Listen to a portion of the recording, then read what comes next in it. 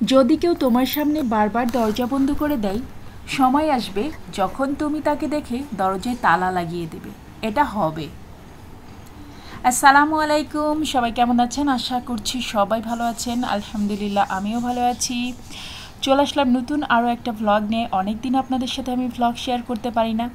কেন পারি না সেটাও বলছি। আমার 2 মেয়ের পরীক্ষা চলছে, যার কারণে আমি একদম সময় দিতে পারছি না। আর আজকে চলে আসলাম আপনাদের সাথে একটা ভ্লগ শেয়ার করতে। আমি ভিডিওর প্রথমে যেটা বলেছি যে কেউ যদি তোমার সামনে বারবার দরজা বন্ধ করে দেয়, সময় আসবে যখন তুমি তাকে দেখে দরজায় তালা লাগিয়ে দেবে। এটা হবে। এটা আসলেই সত্যি, কারণ প্রকৃতি তার বিচার সঠিকভাবে করে, এক চুলও ছাড় দেয় না। তুমি যতটুকু ভালো কাজ করবে, তোমার সাথে ঠিক তার 20 গুণ পরিমাণ ভালো হবে। এটা আমাদের ধর্মেই আছে। আর তুমি যদি কারোর সাথে খারাপ করো, তাহলে তোমার সাথেও ঠিক তার 20 গুণ পরিমাণ খারাপ হবে।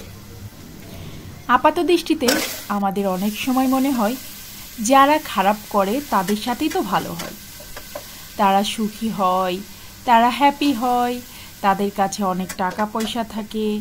কোথায় কি হচ্ছে বলো তো? বিশ্বাস করো, ইউনিভার্স প্রত্যেককে সব কিছু ফেরত দিয়ে দেয়।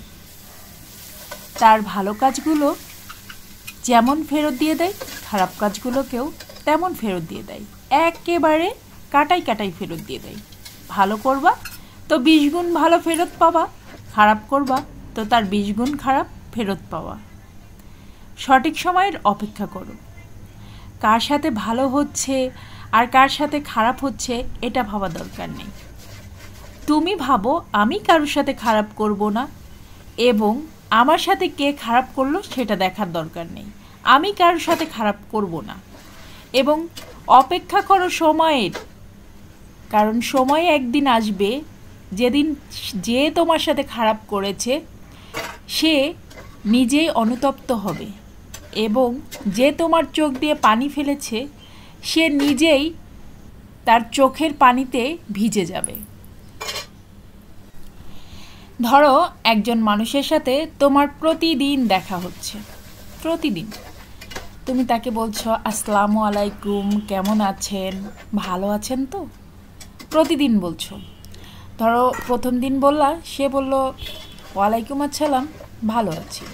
দ্বিতীয় দিন বললা, সে বলল বিরক্তিতার সহিত, সে বলবে ভালো আছি, তোমার সালামের উত্তরটাও দিবে না।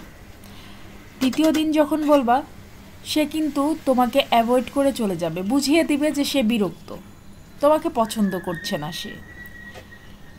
তারপরে তুমি এভাবে যদি কন্টিনিউয়াসলি তাকে সম্মান প্রদর্শন করতে থাকো এবং কেমন আছেন, ভালো আছেন কি না জানতে চাও, এটা তোমার জন্য ঠিক হবে না।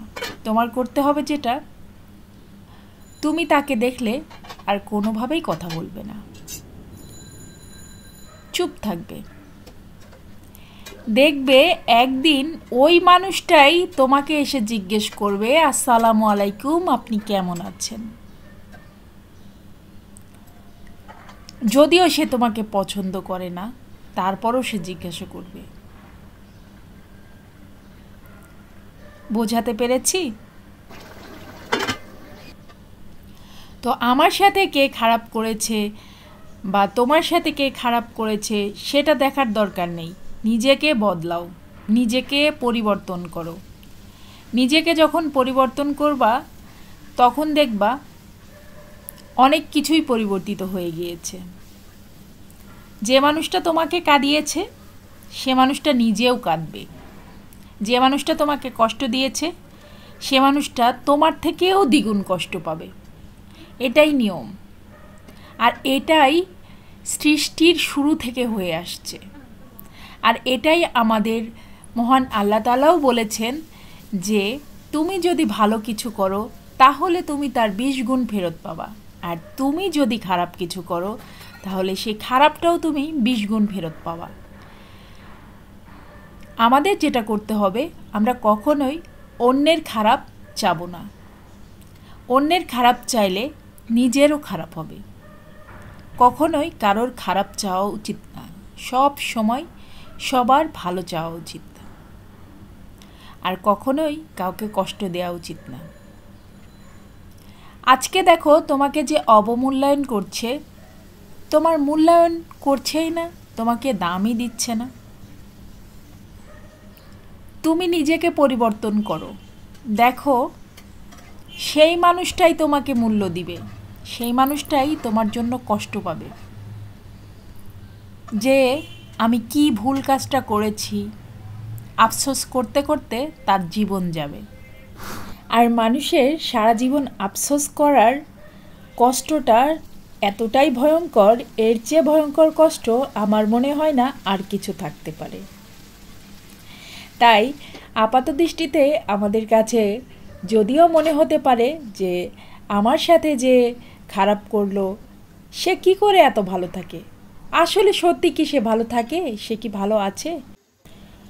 ধরো একজন মানুষ, সে যে কেউ হতে পারে, তোমাকে সব কিছুতেই মানে অ্যাভয়েড করছে, বাট সেটা সে আগে করতো না। আগে তার সাথে তোমার খুব ভালো রিলেশন ছিল, বাট বর্তমানে দেখা যাচ্ছে যে সে সব কিছুতেই তোমাকে হেয় করছে, ছোট করছে, অ্যাভয়েড করছে, সে মজা পাচ্ছে। এখন তুমি যদি সেটাকে ইগনোর না করতে পারো, তুমি যদি ভাবো যে কেন সে আমাকে এরকম করছে, কেন সে আমাকে অপমান করছে, কেন সে আমাকে নিচু করে দেখছে, কেন সে আমাকে হেয় করছে, এটা ভেবে যদি তুমি কষ্ট পাও, তোমার কষ্টটা দেখে সে আরও মজা পাবে। আরে বাবা, তোমাকে পরিবর্তন করতে হবে নিজেকে, তুমি ওটাকে পাত্তাই দিও না। কেন পাত্তা দাও? কেন পাত্তা দিবে? প্রশ্নই ওঠে না। পাত্তা দেওয়ার মতো এখনও অনেক কিছু আছে জীবনে, সেগুলা নিয়ে ভাবো না। কিভাবে নিজেকে পরিবর্তন করা যায় সেগুলো নিয়ে ভাবো। কে তোমাকে হেয় করলো, কে তোমাকে অপমান করলো, সেটা ভাবার দরকার আছে কি? সেটা না ভেবে নিজেকে পরিবর্তন করো। এতে করে দেখবা যে তোমাকে কষ্ট দিচ্ছিল, যে কোনো কারণেই হোক না কেন, সে মজা নিচ্ছিল, সে মজাটা সে আর নিতে পারবে না। যখন দেখবে তুমি সত্যি ভালো আছো, সে মজাটা সে নিতে পারবে না। তখন কি হবে? সে নিজে থেকেই কষ্ট পাবে যে তোমাকে তো সে কষ্ট দিতে পারছে না, তাহলে এখন কি করবে? সে নিজেই কষ্ট পাবে। তো এটাই করতে হবে, বুঝছো? নিজেকে শক্ত হতে হবে এবং নিজেকে পরিবর্তন করতে হবে। আমার ভিডিওটা ভালো লাগলে অবশ্যই বেশি বেশি করে ফ্যামিলি এবং ফ্রেন্ডসদের সাথে শেয়ার করবেন, আর আমার চ্যানেলটা সাবস্ক্রাইব করে পাশে থাকা বেল আইকনে একটা প্রেস করে দিবেন। এতে করে আমি যে কোনো ভিডিও দিলে তার নোটিফিকেশন আপনার কাছে পৌঁছে যাবে, আর সহজে আপনি আমার নতুন ভিডিওটা দেখে নিতে পারবেন। আর যারা ফেসবুক পেজ থেকে আমার ভিডিওটা দেখছেন, তারা ফেসবুক পেজটাকে ফলো করে দিবেন, আর ভিডিওটাতে অবশ্যই একটা লাইক দিয়ে দিবেন। এতে করে আমি যে কোনো ভিডিও দিলে তার নোটিফিকেশন আপনার কাছে পৌঁছে যাবে, আর সহজে আপনি আমার নতুন ভিডিওটা দেখে নিতে পারবেন। আর যারা অলরেডি আমার ইউটিউব চ্যানেলটা সাবস্ক্রাইব করেছেন, তাদেরকে জানাচ্ছি অসংখ্য অসংখ্য ধন্যবাদ আমার চ্যানেলটা সাবস্ক্রাইব করে চ্যানেলের সঙ্গেই থাকার জন্য। আর যারা ফেসবুক পেজটা ফলো করেছেন, তাদেরকেও জানাচ্ছি অনেক অনেক ধন্যবাদ ফেসবুক পেজ ফলো করে পেজের সঙ্গেই থাকার জন্য। তো যাই হোক, আজকে অনেক গল্প করলাম আপনাদের সাথে। ইনশাআল্লাহ আবারও নতুন একটা ব্লগ নিয়ে আসব, সেটাতে আবারও আপনাদের সাথে গল্প হবে। আর আমার আজকের ভিডিওটা ভালো লাগলে কমেন্ট করে জানাবেন। আপনাদের সুন্দর সুন্দর কমেন্ট পেলে আমার ভিডিও তৈরি করার আগ্রহটা অনেক বেড়ে যায়, এবং আমার সত্যিই খুব ভালো লাগে আপনাদের সুন্দর সুন্দর কমেন্ট দেখলে। একটা ভিডিও তৈরি করতে অনেক কষ্ট হয়, তো আপনাদের সুন্দর কমেন্ট দেখলে ভিডিও তৈরি করতে যে কষ্টটা হয় সেটা কিন্তু ভুলে যাই আমি। আমার সত্যি খুব ভালো লাগে আপনাদের সুন্দর সুন্দর কমেন্ট পড়তে। তো যাই হোক, আজকের মতো আল্লাহ হাফেজ। সবাই ভালো থাকবেন, বাড়িতে সবাই হেলদি খাবার রান্না করবেন, আর হেলদি খাবার খাবেন। এতে করে ইমিউনিটি সিস্টেম অনেক ভালো থাকবে এবং আপনি অনেক সুস্থ থাকবেন। তো আপনাদের সকলের সুস্থতা কামনা করছি। আপনারা সবাই আমার পরিবারের জন্য দোয়া করবেন, আমার বাচ্চাদের জন্য দোয়া করবেন। আল্লাহ হাফিজ।